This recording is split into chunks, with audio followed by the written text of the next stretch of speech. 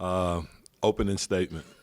Okay, now let's go. Yeah, I don't know. What do you want me to say? I mean, I'm excited about the season starting. I like the personnel that we put together, and I think that our goal is to play at even a faster pace than we did last year, and I think defensively, obviously, we added some guys that could help in that department right there. But we have two of the best five defenders in the league.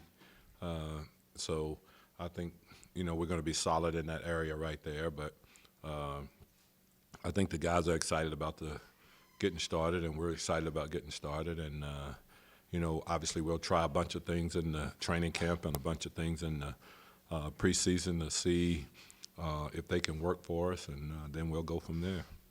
What do you think are some of the things you guys can do to increase that pace? So where you want to be this year? Excuse me, I just finished eating. I think consistent running. I think you got to be consistent in asking the guys to run on every possession. And there's going to be times that the really good running teams are the teams that run when you think there's not anything there, and you create something by just the pace that you play at. And so that's what we'll try to do. I think we got some athletic big guys. I think that, we're excited about Julius because he can do some of the things as far as playmaking that DeMarcus could do. And I think he can push the basketball. I think that Elvis, it's going to be the first time that he plays in a system, where he's going to be able to push the ball and continue to attack. Elfridge was number 2 to Westbrook as far as getting the ball to the basket last year. And I think anytime you're second to Westbrook in anything, you got to be pretty elite at it. So, like I said, we're excited. We got to see how it all comes together. Anything can look good on paper, but, obviously that's got to translate to what happens on the court, and we feel like it can transition into something that can be very useful and we can be very solid. Coach, you do have this short training camp, and you're integrating a lot of new players into the roster and into your offensive scheme and defensive scheme. How do you maximize that time, and how important is it for the other players like AD and Drew in getting those guys up to speed? Well, I think the one thing is that like you said, it's a much shorter training camp than we're accustomed to, but we do have the core of our team back, really, when you think about it, of Nico, AD, Drew, and then Etwan and other solid guys that would play, and we get Solomon back, and he's accustomed to kind of what we're doing also. So the new guys, especially a guy like Julius played in a system that's very similar to ours, playing for Luke Walton, and obviously he brought some of the stuff that we did at Golden State when we were on staff there, and the same thing that I did when I came here. So Julius, I think, is going to be fine. I think that's the strength of Eltrich's game. He is a guy that's been really good in the open floor, and I think he's going to play that much more in the open floor, and he's going to play with an elite big guy, and he hadn't been able to play with a guy like AD that has that kind of athletic ability and to be able to get out and run. So I think all of those things are positive. Do you expect to see a lot of lineups with AD, Julius, and Nico? That's something that we're going to experiment with, and I think that's a really good question. Can we play those three guys together? I do like the fact that we're the big guys that we have are very much capable of switching out on perimeter players and doing a good job defensively there. So that's something that we would definitely experiment with. But we're going to look into can we play those three guys together, and if we do, how do we best maximize what they can do? When those guys are out there together, what do you think you're going to be paying attention to see if that can work as something you guys can do consistently? What do you think you want to see from that to see if that can be a successful lineup? I guess we'll have to wait and see, won't we? We have ideas. I mean, we have some ideas that we'll look at in the preseason and obviously doing training camp. But, it's something that we definitely want to take a look at, research a little bit, try it a couple of different ways. But we want to try to continue to have our best players on the floor, and if they're going to be our best players, we got to find a way to use it. And how's when you talk about faster pace, even faster than last year, you talking marginally or considerably? And when you're already among the leaders in tempo or whatever, how much more can you? Oh, I think we could be much better. I know we were, the last part of the season, I know that we did a real good job with it. And I need to say this, too, that everybody talked about us playing with such a much faster pace when DeMarcus went down. You got to understand, we were still a top 10 team pace-wise when we had him. And so it wasn't that much of a stretch after he went down for us to play a little bit faster, because we were playing fast with him. You talked about the team making that next step at the end of the postseason last year. You said how difficult it is to go from being good to being great. Do you think that with the additions you guys made and the flexibility you have, that this team is the most adept team at making that step you've had? Well, that could be true, and we could still, it's really, really difficult. I compare it a lot to playing golf, and I don't know who you guys play golf or not, but when you first start playing golf and you're shooting, 115 or whatever, and then all of a sudden, a month later you're shooting 100, and then you're shooting 95, and then when you get to 90, it's really, really difficult.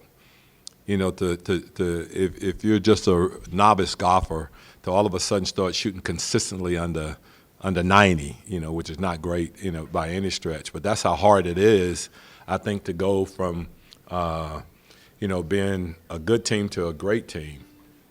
It takes a lot of, you got to have some luck, and then you got to have consistent play, throughout the season, with very little, dip in the performance, and that's where we're trying to get to as a team and as a franchise. Where we're consistently playing, good basketball. There's going to be some nights where you're not going to shoot the ball well, but most of the elite teams in this league are pretty elite defensively, and that's where we got to try to get to.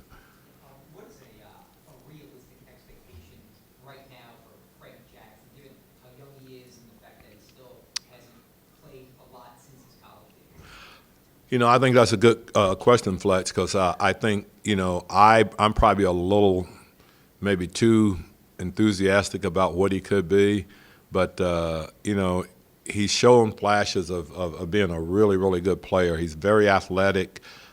He's a very confident guy, great kid, wants to be really good and willing to work at it.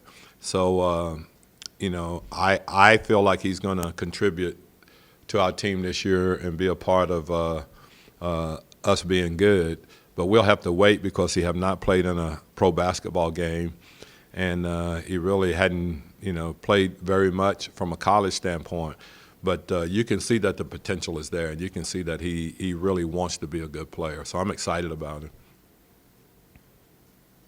Coach, Dell talked about Solomon Hill being in phenomenal shape, and as we all know, he was a starter a couple of years ago.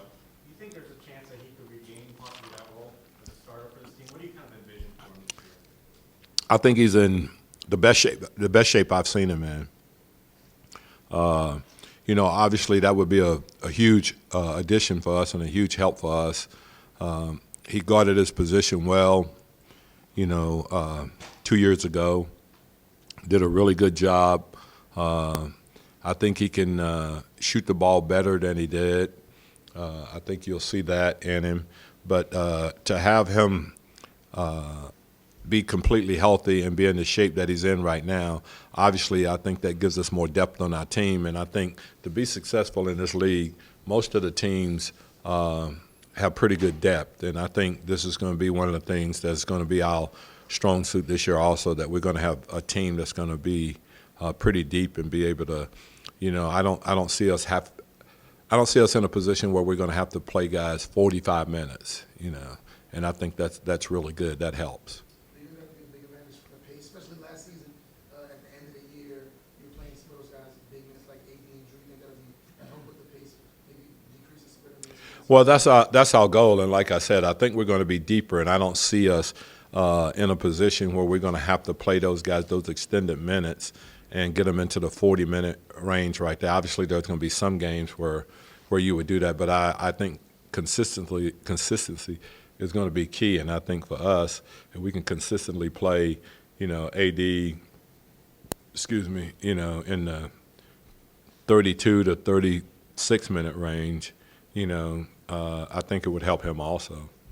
How important is Jaleel to that equation and his ability to help you in that front court rotation? Well, he's another kid, Jaleel. He's another kid that really hadn't scratched the surface. He's 22 years old, and I just think he's trying to find himself right now, and he's trying to find a system that fit. We're excited about having him. I think he wants to be a good player. I think the times we've had him here, which has been most of the last month and a half, he's worked extremely hard. I think he's changed his body. He's got himself in great shape. I think he's really eager to go to prove people that, he belongs. And I think he's going to have a really good year. What do you want to see? You have a lot of guys on non-guaranteed deals behind the solo at the 3.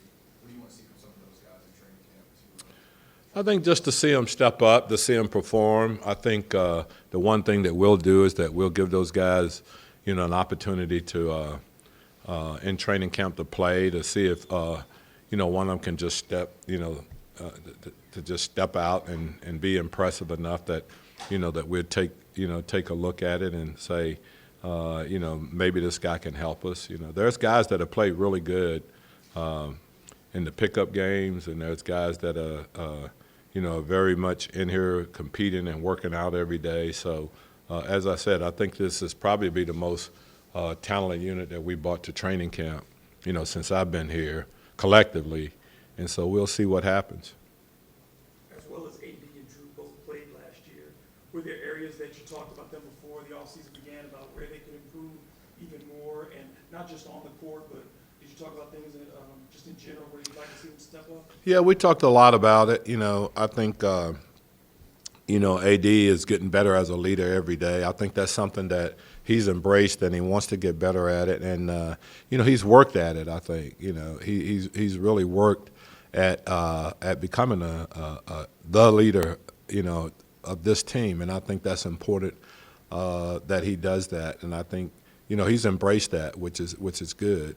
There's always areas of the game that you can improve on, as far as on the court stuff. And I think you'll see AD's put in the time. He's bigger. He's put on more muscle. I think as far as holding his base and doing things like that on post up, he'll be better in that department right there. I think for Drew really looks like he's in midseason form. Really, I mean, he's in great shape right now, and I think he's ready to just take off and have another. Excuse me.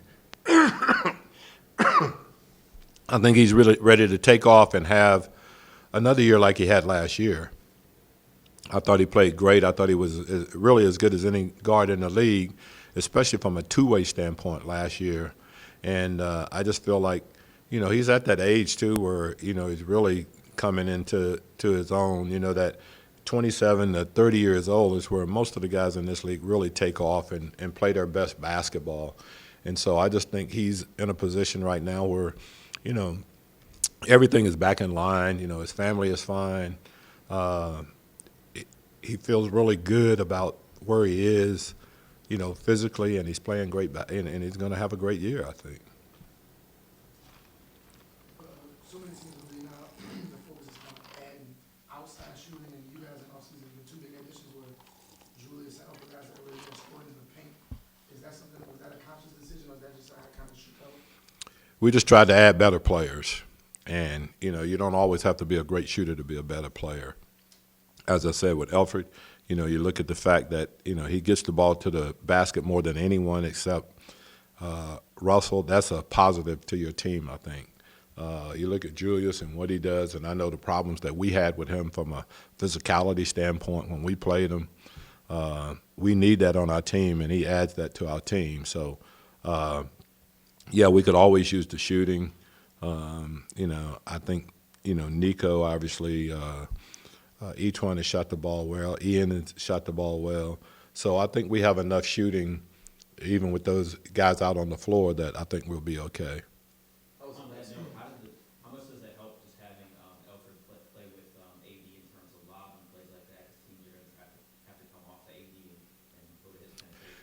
Well, and that's the other thing that I think is really important, and I think it's going to really help Elfridge in that, he's really hadn't played. He's played with some good centers and good big guys, but not really the ones that can go for lobs and do some things like that, And so I think it's going to help him both getting the ball to the basket, and it's going to help him as far as making plays for AD, the lob plays and things like this. It's one of the things that he's worked on since he gotten here, of being able to drive, dribble, penetrate, and then make decisions based on where the defense is. So it's something that he's conscious of, and I think it's something that he will continue to get better at as he plays, with AD more. It's still going to be a learning process for he and Julius both as to how we play. Like I said, Julius has been in a system like that, but he hadn't really played with AD, in these kind of settings. So I think they'll get better at it, and I think it'll happen quickly. And I think both of those guys are going to be very effective and going to help each other. How was Alexi looked? He still have not been able to he's still doing some player development stuff, but hadn't been able to be in the 5-on-5 games. I think that's coming soon. So from there, we'll have to wait and see how everything goes. But I think he's getting close to being able to play 5-on-5. I feel like maybe your perspective in a game as long as you have been could be instructive as it relates to the constant rumblings about AD's long-term intentions and switching organization and stuff like that. I got enough problems coaching the team. So that's one of those things that, I don't spend a lot of time, because I don't know what I can do anyway. And so my opinion is that, we have to put the best team out on the floor. We have to try to make AD the best player that he can possibly be. We got to try to be successful as a franchise. And then if we do all of that, then all the other stuff takes care of itself. Going into the preseason, can we expect a similar starting lineup to the one that we saw in the playoffs with AD at the 5 and Nico at the 4? I think you'll see that some, and as I said, I think you'll see Julius in the lineup some. We don't have those 7-8 games that we used to have. We have 5 of them really, and 2 of them are going to be back-to-back. So there's not going to be – those guys are not going to play a lot of minutes, obviously, in back-to-back games in the preseason, if they play at all. So, we'll have to see. But that's why practices are going to become very important, and getting things done in practice is going to be very important. A lot of guys fighting for those, who'll be fighting for those final spots on the roster. Are there particular skill sets that you're looking for, or do you just want to see the best player on that group of I think the best player, that's, especially for those guys right there, I think, all of them have a skill, which is why they're in training camp right now. But it's the ones that, can any of them just separate themselves from the pack, and you see them in a situation. They've been here for a while. Most of these guys have been here playing pickup games and things like that. But what you want to do is that put them in an organized situation, controlled scrimmages and things like that, and see how they respond to that. I believe one of the past where sometimes the lineups are a little matchup based. Is that something you would consider going into the season, or would you rather have the set 5 that you can go forward with? I don't think the set 5 thing doesn't, I can go either way on that. But, if we see a situation where we feel like, our best lineup tonight may be starting, Julius or starting Nico. There's two guys that are pretty much locked in, and I don't have to tell you who they are. But we can be pretty versatile in the other areas, and to me, it's not so much. I don't really worry about who's starting and who's not starting. We do that based on matchups. But to me, the most important thing is who you're going to finish the games with.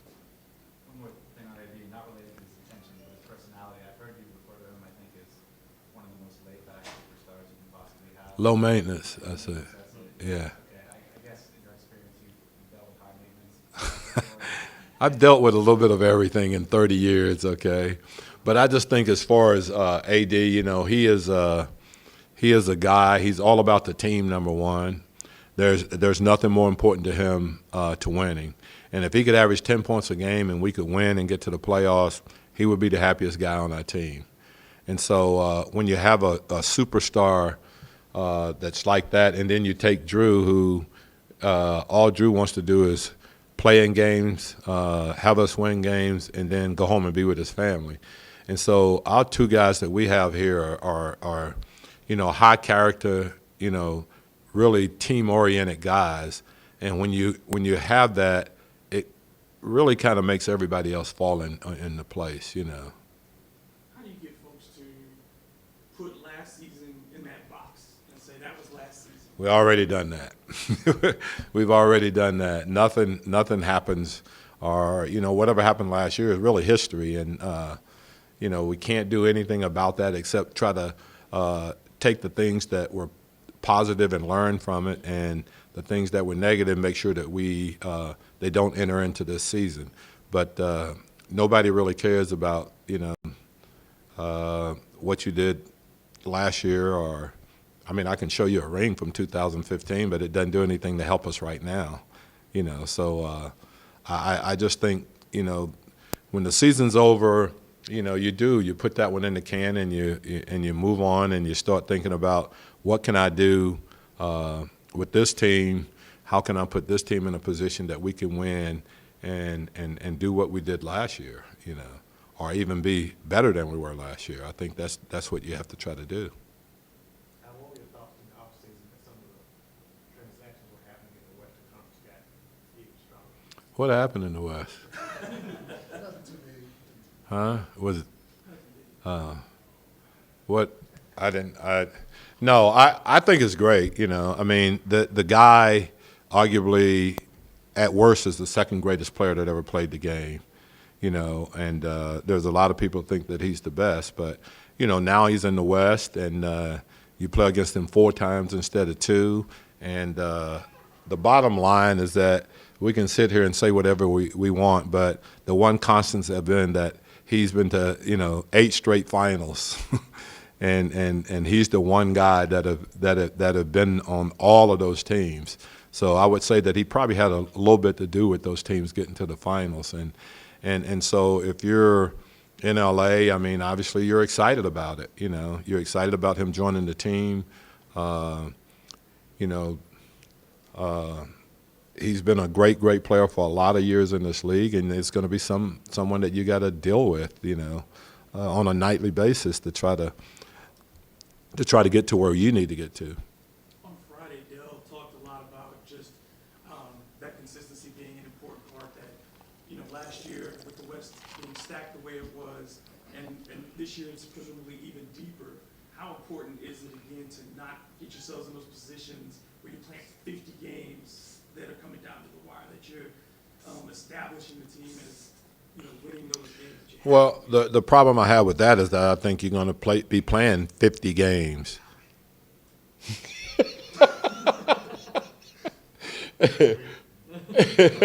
I'm saying good things about you, okay? No, I think the problem with that is that those 50 games are going to come down to the wire. I don't see where there's going to be any kind of separation.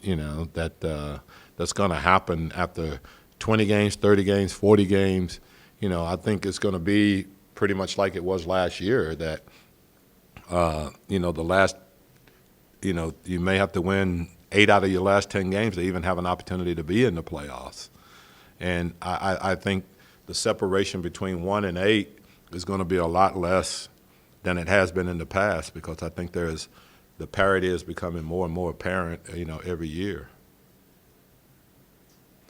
Okay, I have to go, because I don't want that guy that I've been bragging on as a great guy and a high character guy yelling at me about taking up too much time. Okay.